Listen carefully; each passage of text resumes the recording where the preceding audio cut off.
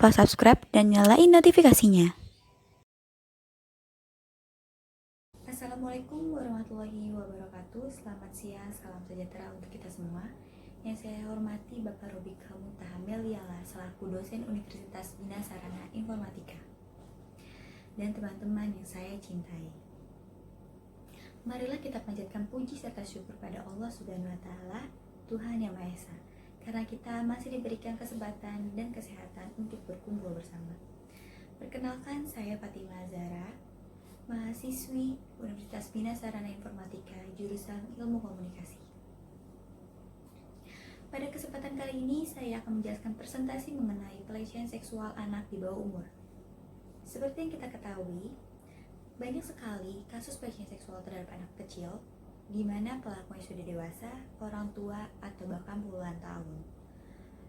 Sebenarnya, jika kita lihat dari garis besarnya pelecehan seksual, kasus ini tidak terjadi hanya pada anak di bawah umur, tetapi kepada anak yang sudah dewasa juga, di mana si korban pelecehan seksual abuse atau pelecehan seksual yang berulang kali dan adanya kekerasan, serta di mana si korban diancam untuk tidak membocorkan atau memberitahu kepada siapapun.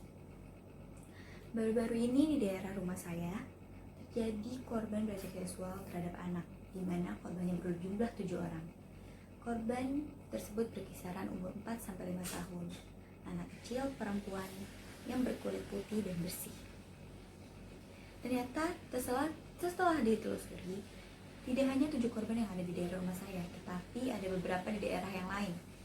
Dan ketika diketahui di beberapa daerah lain, itu menyelesaikan masalahnya dengan cara kekeluargaan dan damai. Tetapi di daerah rumah saya tidak, melainkan melalui jalur hukum atau ke pihak yang berwajib.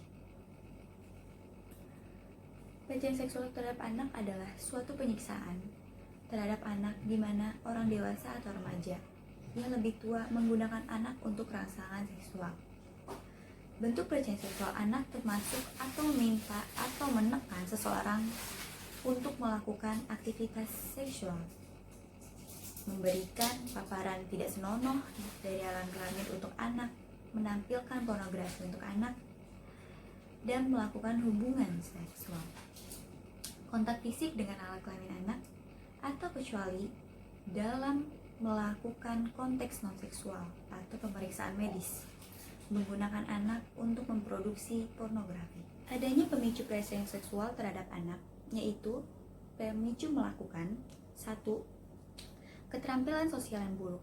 Orang yang akan cenderung memiliki risiko menjadi pelaku ketika ia berketerampilan seperti saat orang yang buruk. Perasaan tidak berdaya berkaitan dengan keterampilan sosial yang buruk. Ketika seorang menjalani hubungan yang penuh dengan ketergantungan, maka ia tidak pernah merasa puas dengan hubungan tersebut. Selalu akan merasa cemas, tidak aman, terganggu dengan hubungan tersebut, sehingga tidak akan ada pernah tercapai kepuasan dalam hubungan tersebut, dan mengalami masalah seksual seperti ereksi, ejakulasi dini. Itu akan meningkatkan risiko seseorang untuk menjadi pelaku pelecehan seksual. Dampak korban pelecehan seksual, dampaknya bisa mendatangkan trauma yang berkepanjangan sehingga anak tidak menikmati masa kecilnya walaupun telah memberikan pertolongan atau pertolongan.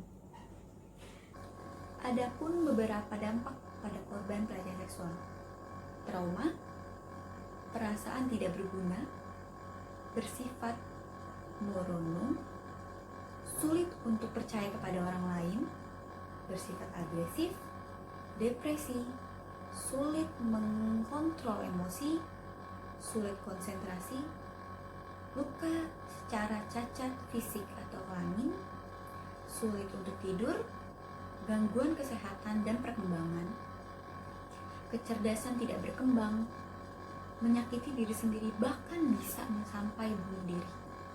Dari berbagai dampak dan sebab adanya pelecehan seksual, perlu adanya pengawasan lebih terhadap saudara, ponakan, anak, atau adik kita. Jangan sampai